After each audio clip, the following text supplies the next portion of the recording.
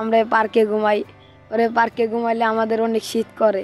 শীত করার পরে আমরা কিছু না পারা ওই যে দু একটা বস্তা আছে সিরা ফিরা রেয়ার দেয়া ঘুমায় থাকি।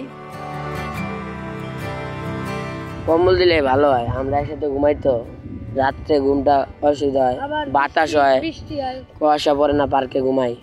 বৃষ্টির সময় বৃষ্টির সময় পানি পড়ে, মেট্রোর নিচে জায়গা, ক্যান্টিনে থাকি, সব জায়গায় তো লোক ভরা থাকে, যাতাযাতি করে থাকতে হয়, ঘুমানো ডিস্টার্ব হয়। সরকারের কাছে আপাতত আমরা আমাদের কত্তা কাপড় দেন, কম্বল দেন, আমরা শীতে কেমনে কাটামো এটাই আপাতত।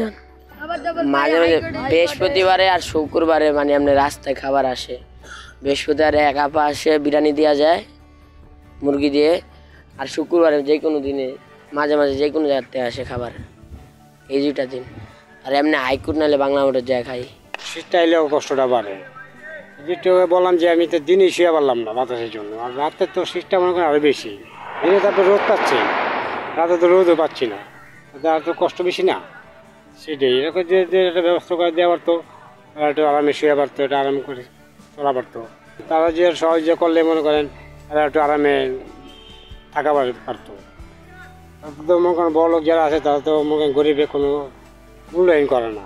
4-5 জন ফ্যামিলিও আছে, এরা অনেক বাচ্চা লুয়ে থাকে, ঠিক আছে, ওরা অনেক কষ্ট করে।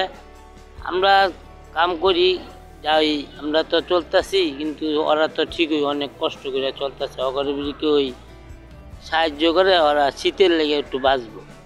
হ্যাঁ, শীতের সময় তো কষ্ট হইবই, শীতের মধ্যে কষ্ট বেশি না, মানুষে কিনতে পারে না, খাইতে পারে না। কেউ এই বোতল টুকায় সারাদিনে 100-150 টাকা, 150 টাকা বোতল টুকায় কি আর চলতে পারে? এমনি এমনি কাগজপত্র দিয়ে ঘুমাইতে কষ্ট হয় আমাদের।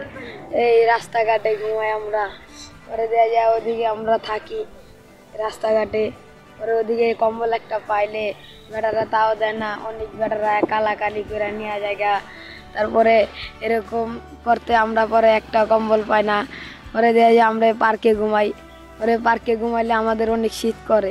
শীত করার পরে আমরা কিছু না পারা ওই যে দু একটা বস্তা আছে সিরা ফিরা রেয়ার দেয়া ঘুমায় থাকি।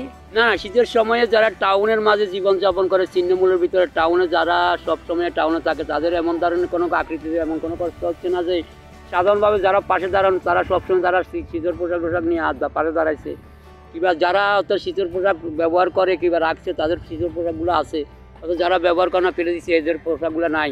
কিন্তু ছিন্নমূলদের পাশে সাধারণভাবে বাংলাদেশের নাগরিকেরা অনেকের নিজের উচ্চারিত তারা বাংলাদেশে থাকে, বাংলাদেশের সবসময় তারা পাশে দাঁড়াইছে, বাঙালির পাশে বাঙালি যারা আছে অনেক সময় তারা উত্তেজিত থাকে, তারা পাশে দাঁড়ায়। সাধারণভাবে যারা ছিন্নমূলভাবে চিহ্নিত করা হয় তাদেরকে তারা সহযোগিতা করবে কিংবা করতে পারবে, বাংলাদেশের কত পার্সেন্টকে করবে, তারা কিভাবে করবে, আসলে তারা যদি ওই ধরনের উদ্যোগ নিয়ে যদি এগুলো একটা প্রজেক্ট করে তাহলে তাদেরকে একটা মানে তাদেরকে ছিন্নমূল মানুষগুলোকে একটা ভাবে তাদেরকে সহযোগিতা করতে পারবে। আর নাহলে এইভাবে তো সহযোগিতা সারা জীবন করলেও হবে না।